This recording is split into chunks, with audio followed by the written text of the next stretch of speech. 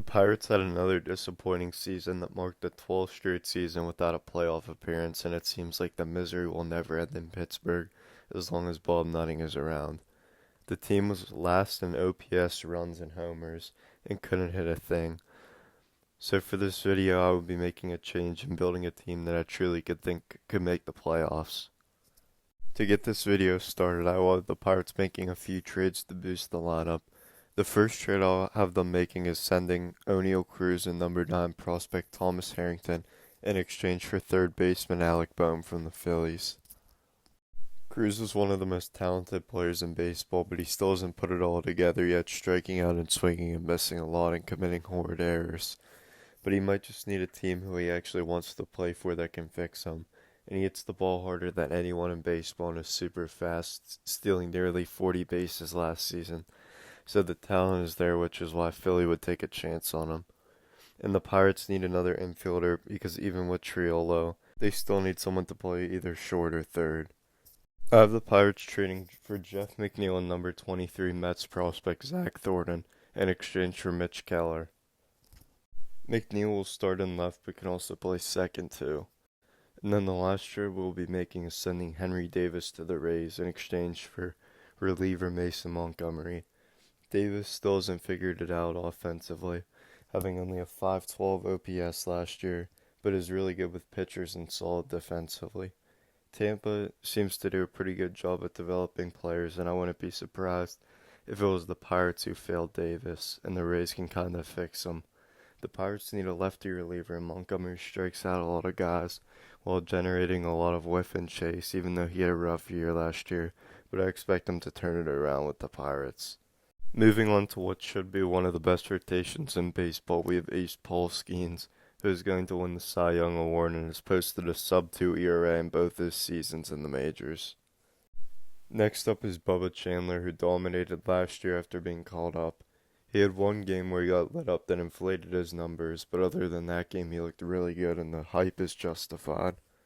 Next up is another former top prospect in the Pirates organization, Braxton Ashcraft, who pitched really well for the Pirates last season and will be moved to a full-time starter.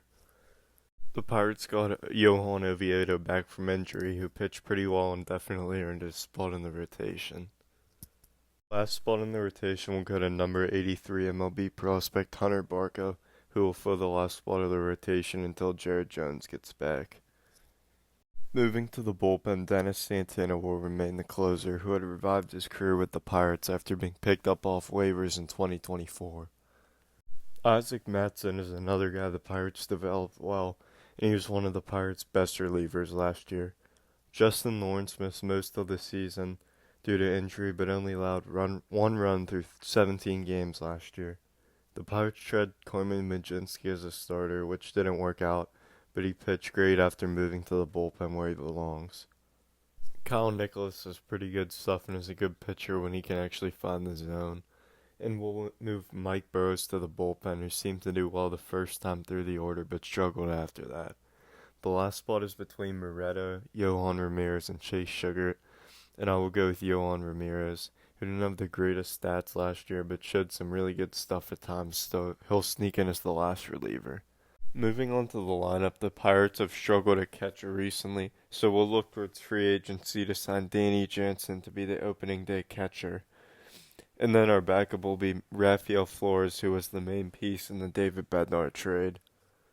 The Pirates have found their first baseman of the future in Spencer Horwitz, who was the team's only above-average hitter last year, and pretty much the only good trade Ben Cherington has ever made.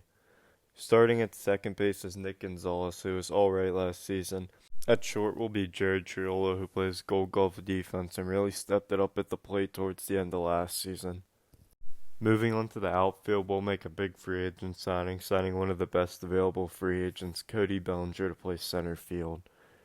Moving over to right field will be Brian Reynolds, who had a down year, but I expect him to bounce back and was still solid offensively, even in a down year. And then for designated hitter, we will sign Gleyber Torres, who will also play some second and short, and he's another player that can actually hit. Moving on to the bench will be infielder Nick York, who saw some time towards the end of last season and is still a young former first-round pick. And then to fill the last two bench spots, we will re-sign veterans Tommy Pham and Andrew McCutchen, who had solid years for the Pirates despite being at the end of their careers. With these signings and trades, I think we have built a lineup that is good enough to make the playoffs by adding five quality bats, especially with how good the starting pitching will already be.